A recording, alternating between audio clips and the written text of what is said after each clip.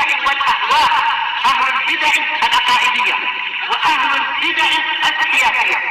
نقول بيننا وبينكم السلف، بيننا وبينكم الكتب، كان فيقول البدع بيننا وبينكم. Al-Hadisul Hadi wal Ishrun, hadis yang ke-21. Wa an Abil Mundhir Ubay bin Ka'ab radhiyallahu an qala kana rajulun la a'lamu rajulan ab'ada minal masjidi minhu. Dulu ada seseorang, ya, saya tidak tahu ada orang yang lebih jauh dari masjid daripada dia. Wa kana la tukhti'uhu shalah, dan tidak pernah luput dari dia salat. Padahal rumahnya paling jauh tapi tidak pernah ketinggalan jamaah. Faqila lahu, maka dikatakan pada dia, faqultu lahu, aku katakan pada dia, karena dalam riwayat yang lain di Muslim memang beliau sendiri yang langsung mendatangi orang ini.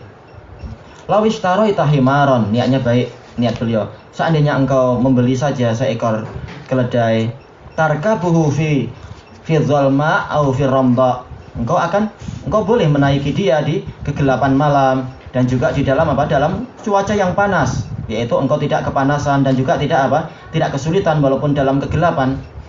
Faqal ma yasurruni anna manzili ila jambil masjid. Saya tidak suka untuk tempat tinggal saya itu dekat masjid. Kenapa niatnya? Inni uridu an yuktabali mamsyai ilal masjid wa ruju'i ila idza raja'tu ila ahli. Saya ingin untuk ditulis untuk saya, maksudnya dicatat kebaikan saya itu, perjalanan saya ke masjid dan pulangnya saya jika saya pulang ke keluarga saya. Faqala Rasulullah SAW, qad jama'allahu laka dzalika kullah. Allah telah mengumpulkan untukmu itu semua. Rawahu Muslim. Wa fi riwayah inna laka mahtasabta. Sesungguhnya engkau mendapatkan apa yang engkau inginkan, engkau niatkan tadi. Ar-ramda al-ardul lati asabaha al-harrus syadid, yaitu tanah yang terkena panas yang keras, panas yang sangat, panas yang menyengat. Baik, dari hadis ini kita mendapatkan beberapa faedah. Yang pertama adalah apa? Syiddatu hirsi ashabi Rasulullah SAW alal khair. Banyaknya, besarnya semangat Rasulullah SAW kepada kebaikan. Ada sebagian dari mereka yang memilih cara ini, ada yang memilih cara itu. Tapi intinya adalah apa? Mereka ingin baik dan berusaha mendapatkan pahala yang terbaik. Wa fi dzalika falyatanafasil mutanafisun. Dan di dalam keutamaan di surga itulah hendaknya orang yang berlomba-lomba itu berlomba-lomba, bukan untuk niatnya memperbesar banglo atau memperluas kolam renang dia, bukan.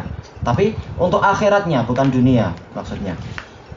Makanya sahabat ini walaupun rumahnya paling jauh, tapi dia tidak ingin disaingi di dalam masalah pahala oleh sahabat-sahabat yang rumahnya dekat. Maka tetap dia itu berusaha untuk berangkat dan tidak luput darinya satu sholat pun. Sholat maksudnya adalah apa? Sholat bersama imam di jamaah pertama. Itu jelas yang dimaksudkan.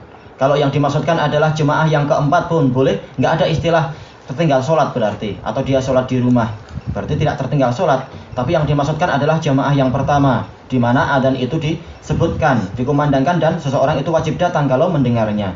Kalau tidak mendengar dia nggak wajib datang. Tayyib. Kemudian Ubay bin Ka'ab mengatakan apa? Lau, ini adalah lil ard, yaitu apa? Yaitu tawaran. Perintah yang bersifat layin, itu namanya ard, polanya adalah lau, atau terkadang dengan ala, yaitu apa? Ditawari dengan halus.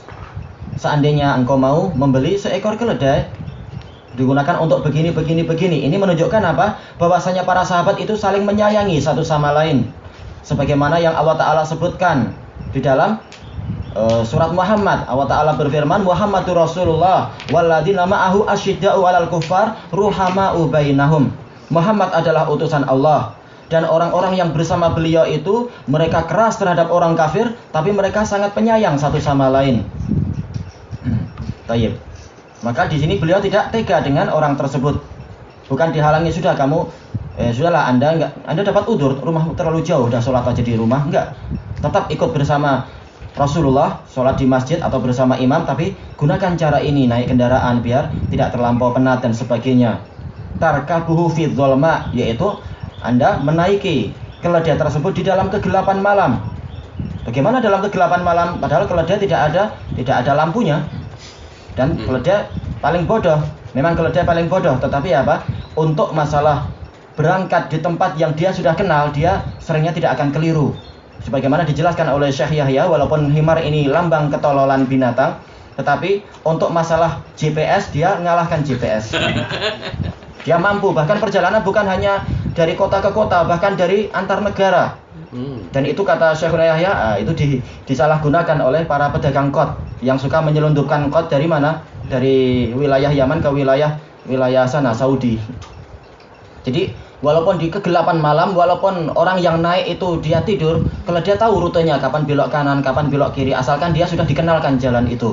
Penciumannya tajam untuk masalah semacam itu, matanya juga tajam untuk masalah itu, dan hafalannya cocok untuk masalah itu. Bahkan kalaupun orangnya tidak naik, ini untuk yang sudah betul-betul keledainya sudah terlatih. Bahkan orangnya kalau takut dengan polis, nggak ada itu keledainya di atasnya, nggak ada pengendaranya. Cukup dia dikasih kotak-kotak kot itu, dah disuruh berangkat, dia berangkat itu sekian hari, paham dia, tahu jalur dan nanti tahu balik lagi, tahu nanti diletak di mana, siapa pembelinya tahu dia, entah di mana itu. Sudah biasa, yang penting sudah kenal dulu. Nah nanti balik sudah, nggak tahu gimana masalah uangnya, bawa uang. Kontrolnya dari segi apa? Kita nggak tahu. Anak-anak nggak tahu, tapi ya itu terkenal jelas ya, cuma nggak tahu kenapa dikatakan tolol. Baik, itu di Hayatul Hayawan. Baik. Bahkan kata Syekhuna Yahya, karena beliau kan dari Hajur, di Hajur kan banyak orang jihad juga, kecuali yang belajar Al-Quran dan hadis dan sebagainya. Jadi banyak pedagang-pedagang kot di Hajur itu, mereka cerita semacam itu. Bahkan pandainya keledai ini mereka sudah dilatih. Nanti kalau ada kereta polis lewat dari jauh, langsung dia merunduk. Itu hebatnya. Paham dia. Kalau ternyata adalah kereta orang-orang biasa, nggak apa, jalan terus. Orang biasa tak peduli. Tapi kalau ini adalah kereta polis, tahu dia gimana gambar kereta polis di pikiran keledai itu, nggak tahu. Langsung dia merunduk. Kalau polisnya sudah lewat, jalan lagi. Makanya ini di antara hikmah keledainya engkau naiki di dalam kegelapan malam, nggak masalah itu. Dalam cuaca panas jelas, yaitu biar kaki kita tidak terkena panas. Kalau dia sudah biasa kerja yang susah-susah, bahkan kalau dia lebih kuat daripada kuda, kalau masalah kerja yang berat itu ma'ruf. Adapun kuda masalah masalah kekuatan berperang dan pergi yang jauh dan cepat. Adapun keledai memang dia dari sisi kekuatan. Ternyata orang ini menjawab saya tidak suka kalau tempat tinggal saya itu ada di samping masjid. Ini sengaja Imam Nawawi mendatangkan lafaz yang sopan. Ada lafaz yang lain di Sahih Muslim itu lebih keras, di situ yang membuat Ubay marah. Mengatakan, saya tidak senang rumah saya menempel dengan rumahnya Muhammad. Wah, Ubay bin Ka'ab marah dengan kalimat gini. Nggak sabar langsung orang ini dibawa ke Rasulullah. Rasulullah tanya, kenapa engkau mengucapkan itu? Dia mengatakan, wahai Rasulullah, saya ingin mendapatkan pahala setiap langkah saya ketika berangkat dan ketika pulang. Maka di sini kita tahu bahwasanya terkadang karena manusia masing-masingnya itu tidak maksum, kita tidak langsung menghukum seseorang dengan ucapan.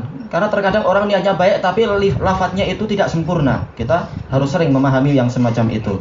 Kalau dia tahu asalnya dia baik, asalnya darah Ahlus Sunnah dan selama ini juga baik, kadang-kadang kalimat-kalimat yang tidak sopan itu muncul. Tidak langsung kita jadikan itu sebagai hukuman atau sumber hukuman. Hendaknya kita pahami, nggak ada yang sempurna kalimat-kalimat antar kita ini. Makanya di sini Rasulullah tidak marah kepada sahabat ini, tahu ini dia bukan orang yang niatnya seperti kaum munafikun dan sebagainya.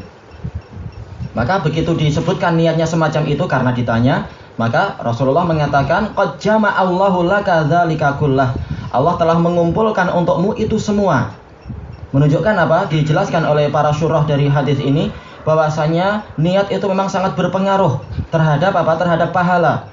Padahal dalam sekian banyak hadis yang disebutkan oleh Rasulullah hanyalah pahala keberangkatan, bukan pahala pulang. Karena jelas pahala berangkat adalah untuk ibadah, pulangnya sekitar kembali ke masalah-masalah mubah. Tapi justru karena orang ini niat ingin mendapatkan pahala ketika pulang juga, maka ternyata Allah memenuhi keinginan dia. Derajat langkah dia ketika pulang pun didapatkan juga pahalanya. Dijelaskan oleh para ulama, ini dibawa kepada makna bahwasanya niat dia sebagaimana dia itu sangat rinci ketika niat berangkat, dia juga rinci ketika niat pulang, yaitu niatnya bukan semata-mata untuk urusan dunia, tapi untuk memenuhi hak keluarga, untuk beribadah yang terkait dengan peribadatan di rumah dan lain-lain. Jadi ini yang dijelaskan oleh para ulama tentang masalah itu. Ternyata Rasulullah membenarkan itu. Bahkan dalam lafaz yang lain, laka mahtasabta, engkau akan mendapatkan apa yang engkau niatkan. Makanya betul kata Rasulullah SAW, sabda Rasulullah apa? Innamal amalu bin niat. Amal itu sesuai dengan niat dia. Wa innamal likulli imri'in ma nawa. Hanyalah setiap orang akan mendapatkan apa yang dia niatkan. Makanya amal orang dohirnya sama, tetapi karena niat akan menyebabkan apa? Sesuatu yang lain. Sebagaimana ucapan dari Ibnul Mubarak yang dinukilkan oleh Imam Ibnu Rajab di dalam kitab beliau. Apa itu? Jami'ul Ulum wal Hikam. Rubba amalin shaghirin tu'azzimuhun niyyah wa rubba amalin kabirin tusaghiruhun niyyah. Terkadang ada amalan yang kecil tapi menjadi besar karena niat. Terkadang ada amalan besar jadi kecil karena niat. Jadi memang niat ini amat berpengaruh. Tayyib ilahuna wallahu a'lam.